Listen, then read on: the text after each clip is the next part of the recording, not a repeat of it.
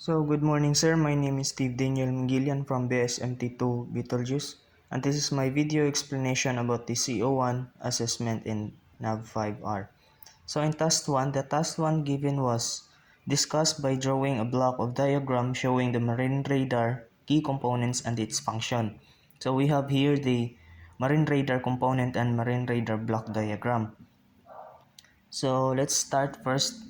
Of course, we have here the antenna, and let's start here from the transmitter. So from the trigger through the modulator and through the magnetron.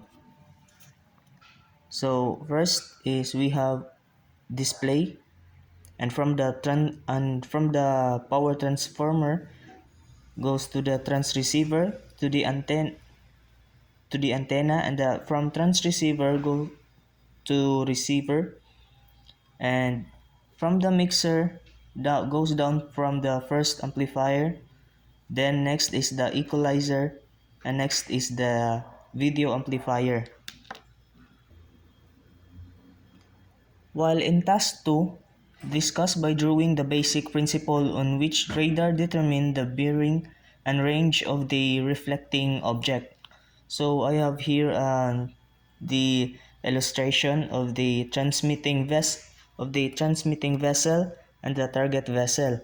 So we have here the water surface, uh, the reflected, the wave, and the direct wave. So that's it for the task 2.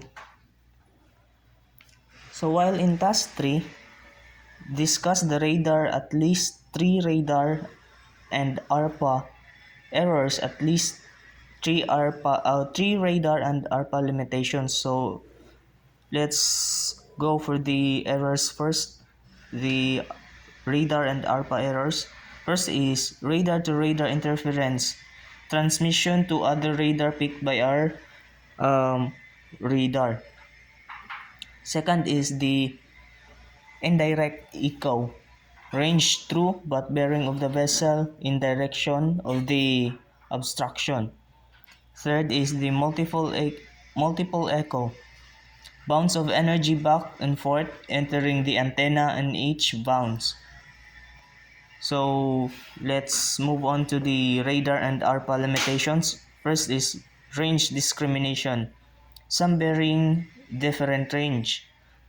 Second is the bearing discrimination, 2 targets on the same range but different bearing. Third is a blind or shadow sectors. Ship structures such as mast or funnel might create a blind sector.